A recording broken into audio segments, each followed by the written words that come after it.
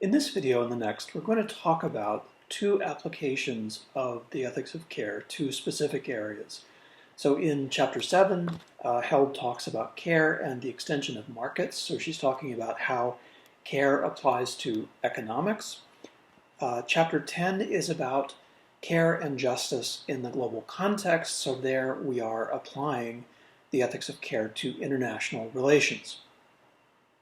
Held's main point in Chapter 7 is that market forces should be limited by the imperatives of caring.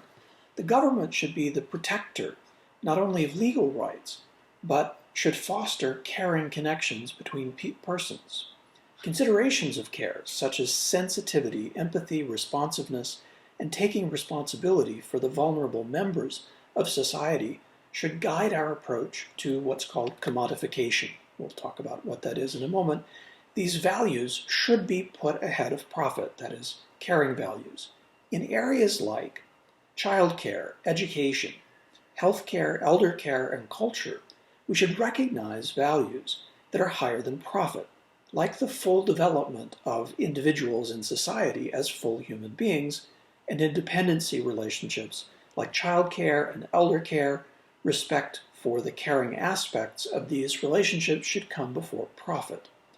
The government should play a role in protecting these areas from marketization, and they should primarily be handled by nonprofit corporations, not for-profit ones.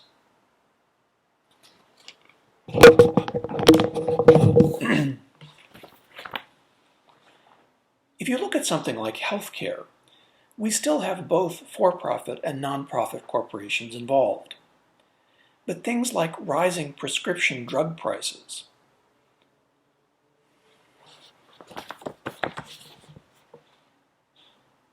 if you look at something like healthcare, we still have both for-profit and nonprofit corporations involved.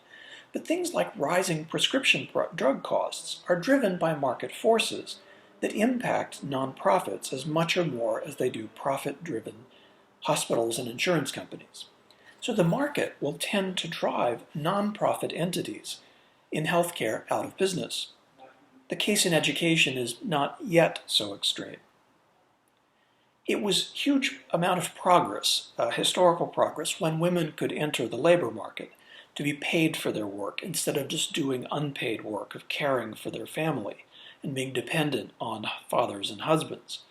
They could become independent, earn their own money, decide how to spend it. At the same time, Held doesn't want to view caring work just in terms of market value.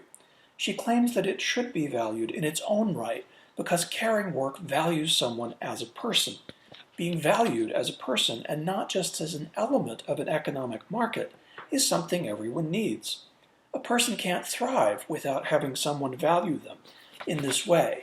Consider the case of a child who doesn't receive this.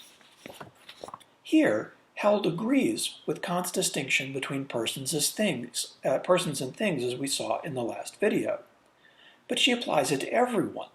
So think of the situation of someone who loses their job. If they've only viewed themselves as profit generators, or in terms of their career and their economic value, they have not valued themselves as persons who have a value of their own. So people who've existed in that value system have a crisis of identity when they're unemployed, when they're laid off, or retired. One of the ugly truths of our society, one of the ugly secrets, is that suicide rates and alcoholism and drug abuse rates rise significantly when people retire. Now, you might feel somewhat the same way if you have trouble finding a job when you finish your education, that you're not valued by the society because you're not rewarded economically. So you're reduced by the sense that those around you, the pain of that would be reduced by the sense that those around you care about you and value you in a way that the economic market does not. And being paid for work also doesn't mean that someone's work only has a market value. So the example of someone who teaches at a nonprofit school, which is most schools, that person gets paid, but the purpose of the school is not to make profit, and the teacher is not really motivated by money. because most teachers could make much more money in another job. The teacher cares about children, the teacher cares about education. The same as I mentioned last time with many doctors. They care about patients' health. They care about applying their medical knowledge to improve people's lives. But the market only values doctors in terms of the economic gain they produce. Another example, putting childcare into the market, though, often increases the care that they receive. So we can't see commodification and marketization of care simply in a negative light. Preschool teachers may have additional knowledge and experience. So, for instance, preschool teachers are required to have knowledge of the developmental stages of children, such as would come from something like a developmental psychology course. That same preschool teacher has seen many more children, not just their own children as parents have. And the work of preschool teachers is governed by laws and regulations in a way that parenting is not governed by similar laws and regulations. It's the same in the case of elder care. A family member may not really have volunteered to do this work, but had it thrust upon them. Someone who is working in elder care has chosen that as a profession and may provide better care because they're not resentful that the care for this elderly person has been forced upon them. But there is a danger to commodification of many things and activities, to applying norms of the market to them. I would give myself as an example. So if students treat me just as a service provider, so you're consumers and I'm selling you my knowledge, I would be much less motivated in my work. I do get paid, but listen, I'm smart enough to work on Wall Street. I've been pursued my entire adult life by recruiters for executive business positions that would pay not just 20% more than I earn, but in many cases 10 times or more what I earn as an LMU professor. But I actually care about young people. I care about your development into adults with character.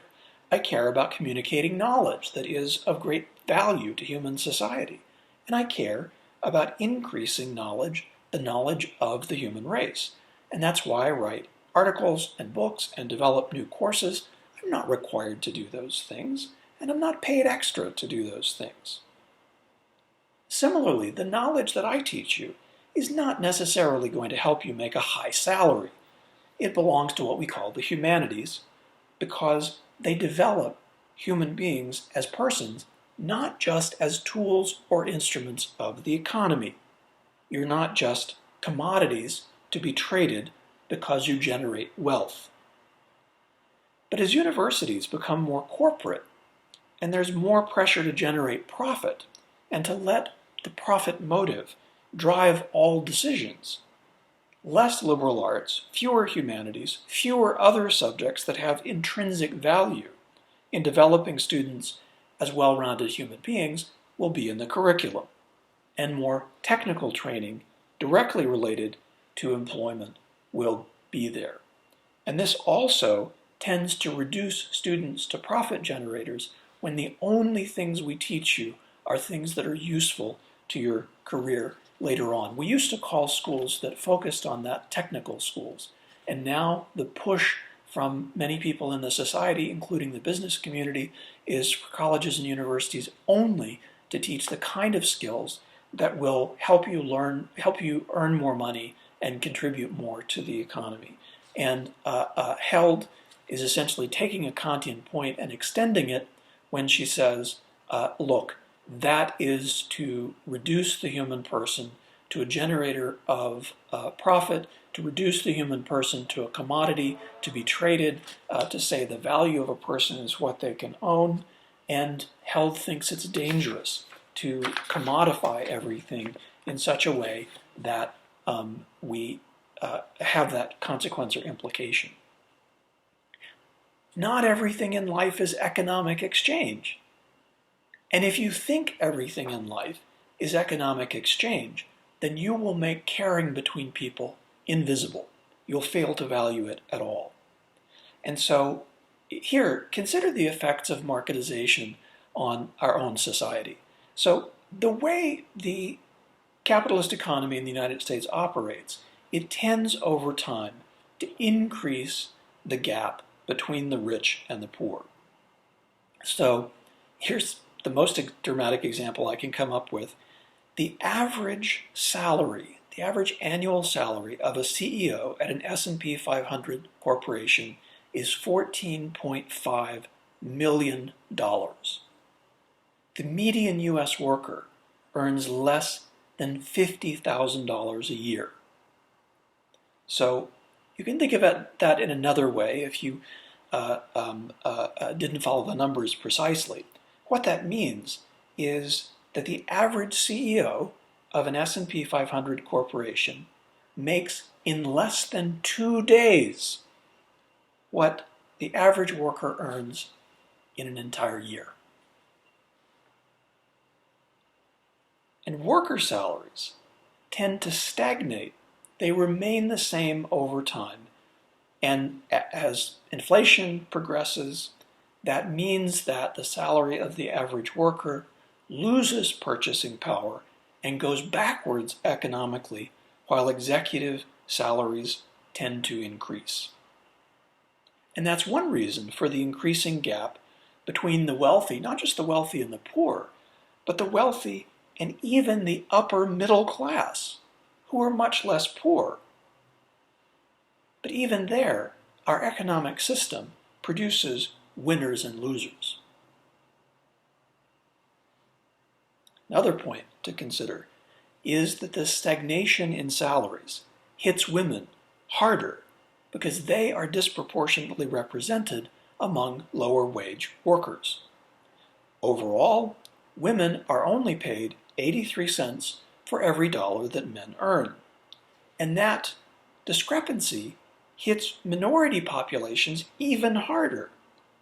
So African American women only earn on average 61% of the salary of white men, and Hispanic women, Latinas, earn only 54% of the salary of white men. And if you tie that back to the fact that women and minorities do the majority of care-related work, so nursing, childcare, elder care, food service work, you can see on a large scale how little value our society places on care in the market economy. So next, let's consider the case of journalism. Journalism is more and more driven by economic considerations, by the pressure to make profit, because they're owned by major corporations. And so the pressure on the journalist is to say what the advertiser wants the publication or the website to say. The problem is that the press is crucial. The media are crucial to the political process. The media controls what information we receive. And in doing so, they essentially control what we think. That means that the profit motive is distorting our freedom of thought. Corporations get us to vote the way the market wants us to vote. We have an illusion of the freedom of thought. We can't think clearly without unbiased access to information, and the market forces lead to a situation where the access that we have to information is almost never unbiased. So this is an example of where Held thinks that the market mentality should be balanced with the caring mentality. Contrast that with Kant and Mill. Both of them would allow markets to develop as widely as possible, as long as they respect everyone's rights. That's the only limit. And again, they make care invisible. The case that Held wants to make is that we have to balance economic considerations with considerations of care, because care has a non-economic value. Just as students have a non-economic value, you have a value beyond what you can contribute to the United States economy or to the world economy. And you can also think about elders, whom we've talked about a number of times in the course. Elders have a value beyond what they can contribute. Even if they can contribute nothing at all, we respect them for what they've contributed in the past, and we respect them for their intrinsic value as human persons. This is precisely the sort of thing that makes Held say the market economy needs to be limited, it needs to be curbed, it needs to be balanced with considerations of care that reflect non-economic value.